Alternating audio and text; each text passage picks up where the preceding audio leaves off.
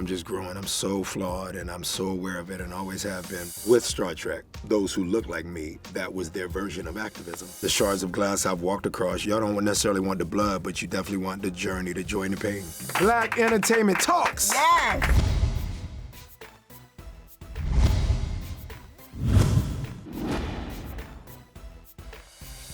What's going on, y'all? I'm Mia Bell. Welcome to another episode of BET Talks. And today I have a renowned actor who is not a monolith, okay? Because we got a lot of things under that belt. I'm talking rapper, singer, poet, and creative organizer. Omari Hardwick, how do you feel? I feel incredible after that introduction. I know that's right. Super humbling.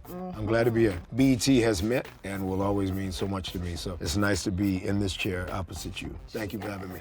Yes, and we're here to celebrate you, really, because there's so much that you've done and that you're doing, and the role, Star Trek Section 31. Yeah, that part. Oh, yeah. We're going to get into it. But first, of course, I want to warm you up with a game.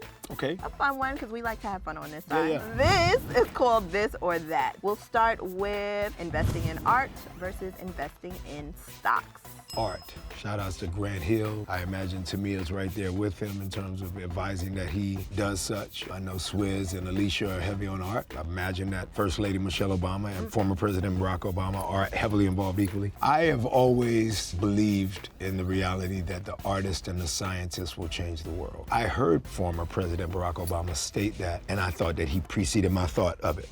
Or that I maybe heard it and thought, oh, I agree with that. I found recently my journal from year one in LA after leaving New York.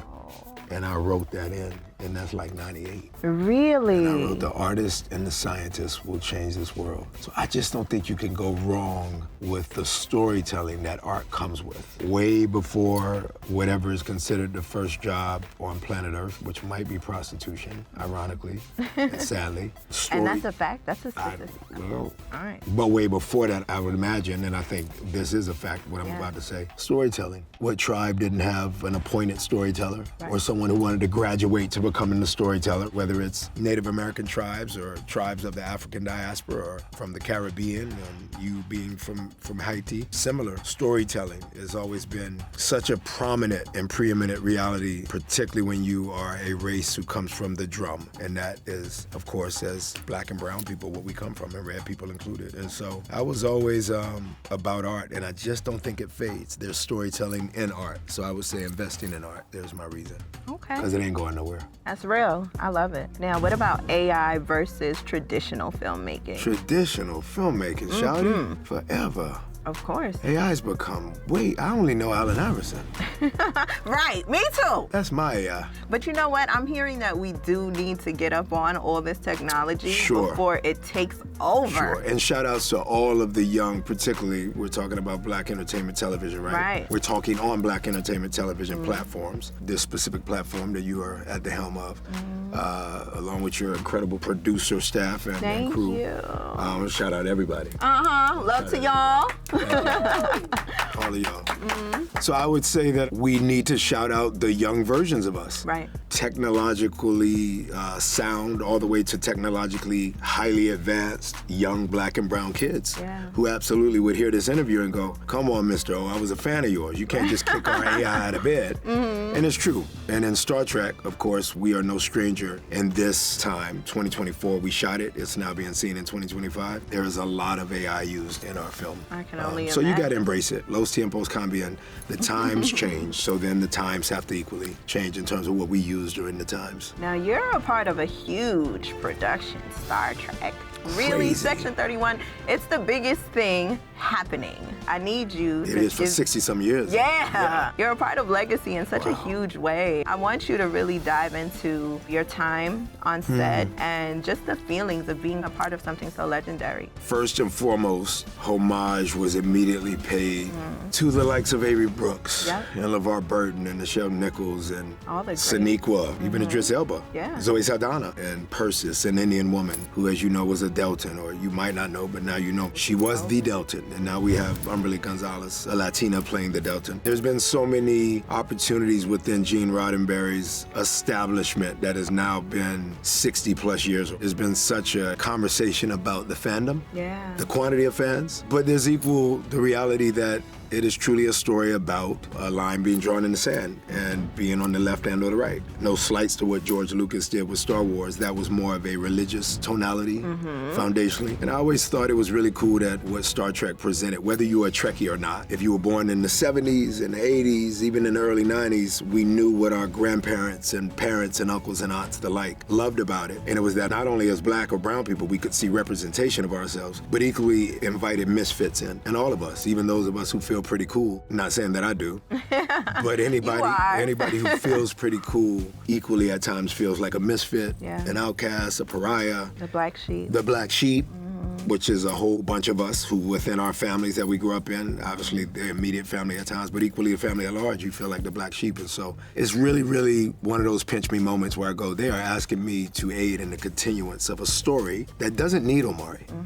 I am absolutely humbled and super proud that I'm able to represent even my grandparents, who of course were in the midst of the civil rights movement. You're talking Jim Crow, where I know the grandparents did a marching that I haven't had to do. It's easy maybe for me to forget that with Star Trek, those who look like me, that was their version of activism. And the fact that Gene Roddenberry invited it in, and now Alex Kurtzman and Olatunde, our film's director, who is ancestrally African, hence the name, Little Tunde, right, Olatunde. It's pretty amazing that they said, Omari, come and tell your story and bring your you-ness with it. You don't answer her questions directly, she will punch you in your face. What? You said that she was gonna be doing the face punching! I lied. Mr. Alok Sahar. Yes, say it the way that you want to say it, Mia. Say it. Alok. How did I say it before? Alok. Alok. Yeah, Alok. Alok. Yeah, with my little X. Alok. With that character and you being this strategic mastermind, I feel like that's something that you play very well in a lot of different roles. And I want to know what allows you to tap into that space too, because you are definitely the bad guy that everybody likes to root for, okay? Ooh, see that, mama? Shouts to See, Belle. mama, all them years of punishment? People like that back. We're People like that rooting thing I for used to do. you. Man, I was in trouble constantly growing up. Really? You can't What's play your these sign? characters if you... I'm a Capricorn. Oh, we had another Capricorn. Oh, Morris Chestnut is a Capricorn. No. You knew that? I didn't know that. And you're a Capricorn too. And Denzel's a Capricorn. Oh, And hard Ali. worker. And Ali's a Capricorn. Yes, she is. I said Ali, as in Muhammad Ali. Yes. And so is Aaliyah. Oh, Ali's a Capricorn? Yes. Is she January 16th? I think so. So Dr. King is a Capricorn. No, so it's a lot Sade, of... too. Sade is Capricorn. Roy Jones Capricorn. Capricorns be like 135 when we're born. We would implode if the following week we weren't 8 years old. You know, we would. So I think that you're born a poet, right? You find a pen, a piece of paper, a scratch piece, loose leaf, a leaf, literally a leaf. You can grab it and write. I remember Big Daddy Kane wanted me to start rapping, and I was so resistant. He and Wyclef were on me, and I said, I'm a poet. And Kane was like, bro, what does a poet do? And I said, they write about it. He said, no. They sit on the ground.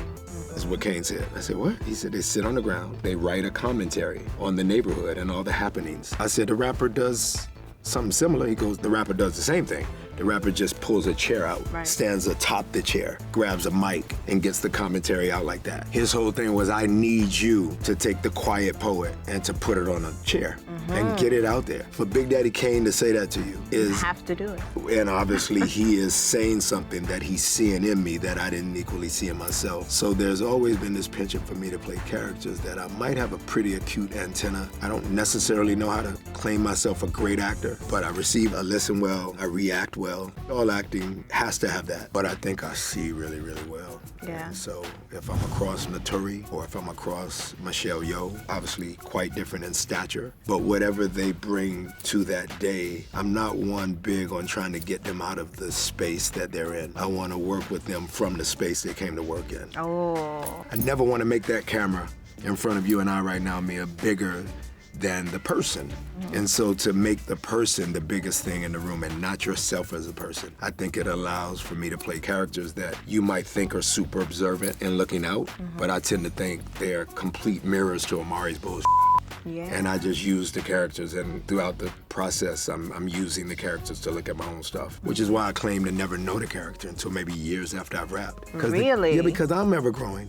So it means that the character I'm wearing as clothing is equally ever growing. Of course. I'm just trying to follow enough of the character making me look at myself and not run too much from it. You guys don't want that. Y'all want me to be courageous and to be vulnerable and to be whatever comes with being a black man who has had some rough and tumbles in life. And the shards of glass I've walked across, y'all don't necessarily want the blood, but you definitely want the journey, the joy and the pain. Yes. Rest in peace, Frankie Beverly. That's what it is. Joy and pain, they gotta go together. So I try to insert that in every character I can, the funny ones included. Now, what would you say is the character you're playing in your personal life right now? You're a father, you're a husband. What is home life like, and how are you evolving in that space? I'm having to, as a selfless person, naturally, nurture and nature, obviously, very different. I am having to be a bit more selfish, and I'm trying to negotiate that because I want all three of them at home to really become all that they were supposed to become. I just don't ever want anybody to return to God with God looking in the bag he gifted you with and going, that's it? You didn't use nothing else? So I want people to empty their bags. My older brother said once to me, you want more out of people than they want for themselves. I didn't know whether that was an insult or a compliment. He was trying to tell me to back off my younger brother a bit. And my thought is like, nah, man, God gave us the name Hardwick for a reason. That first part of that last name is the way I love. I don't love softly, I love hard. Yeah. And sometimes it comes with a lot of challenge. I'm also an athlete, so I've been loved on hard. And so, we give what we get.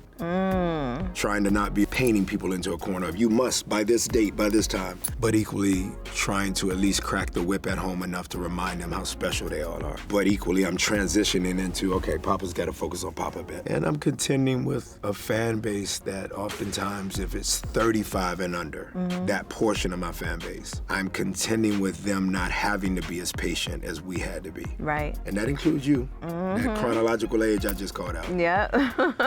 It's tough for me to want to give, because I so want to give so much of my work in storytelling, particularly to my first cafeteria, which is a black cafeteria, or a black cafeteria table, even if you make that analogous to from whence we come, as in black and brown people. But oftentimes now, you can feel the fans with picket signs below your eyeballs going, more, next. Or which version of you they want, too.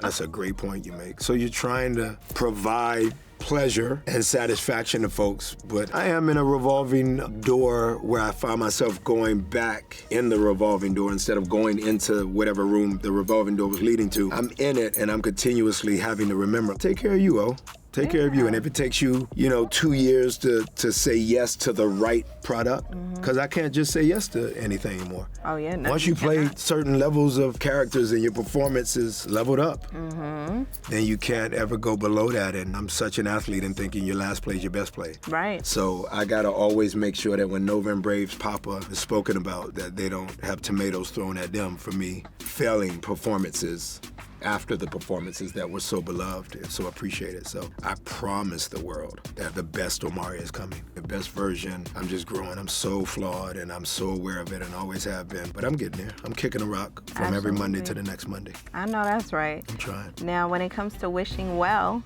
what are some things that you want to... Look at that. Look at you, girl. We listen to it. Boom. You sound great. Oh, thank you. Appreciate Yeah, and I feel that it's very personal, too, when you're speaking to yourself and all that you just explained to that us. song is that. Yes. Now, when it comes to wishing well, what is something that you want others to take from that? What should I take from the message in wishing well? I say there's a bar in the end of that verse, right? Where I say, every day we're alive, we got to thank God that we've survived. POV, that's what I think you should take from it. Perspective. Yeah. I want you to always remember that Oprah Winfrey was just a little black girl trying to figure out how to put a microphone in front of her face and ask questions. If you go beyond that and you go, Omari, I think about somebody prior to Oprah, then even better. Yeah. But that where you sit, and if I come back and speak to you 5 years from now and you've decided, hey, I want to, run for Congress, that whatever you're attempting to do, I not only wish you well and wish you glory, but I am expecting you to do the work to be able to execute that properly. Yes. Now, obviously, God laughs at every plan we come up with. So properly, all the time. So properly, perhaps, is a qualified statement or word, but it's close to, what Grandma and Grandpa would say, if you knew better, you do better. Yep.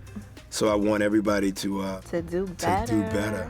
Yeah. And then that allows you the opportunity to take advantage of this and this and people watching and listening. Pretty amazing, you know, for people to even sit down and care about us getting again from one Monday to the next, let alone to have fans. That's a crazy reality. For people to run past everybody else who matters, but to come to Omari because Omari is deemed by society to matter more. That's crazy for me. I still am very like, wow.